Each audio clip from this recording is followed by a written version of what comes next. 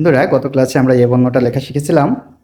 আজকে আমরা দেখব কিভাবে ওই বর্ণটা লেখা যায়, এবং আমরা যারা এ বর্ণটা লিখতে পারি তারা অতি সহজেই আমরা ওই বর্ণটা দিতে পারবো। আমার অনলাইন বন্ধুরা, তোমরাও দেখে নাও এবং ভিডিওটা সেভ করে রেখো, যেন কখনো ভুলে গেলে আবার দেখে নিতে পারো এবং তোমার শিশুরা যেন এভাবেই লিখে। দেখো বন্ধুরা, আমরা গত ক্লাসে এ বর্ণটাকে এভাবে দেওয়া শিখেছিলাম। এখান থেকে টেনে একেবারে সোজা নিচে নামিয়ে দিব, আবার এখান থেকে একটু উপরে তুলবো, আবার নিচে নামবো, আবার একটু উপরে তুলে দেবো।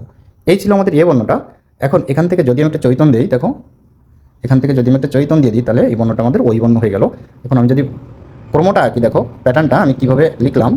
এই এখান থেকে এখান থেকে সোজা নিচে নেমে যাবো, পরে এখান থেকে আমি এদিকে যাব, এদিকে গিয়ে এখানে শেষ করব।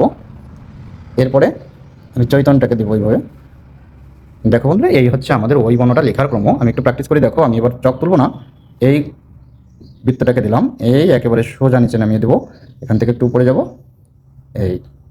এইখান থেকে চৈতন্যটা দিয়ে নেব। দেখো বন্ধুরা, কত সুন্দর হয়েছে, সঙ্গেই থাকো।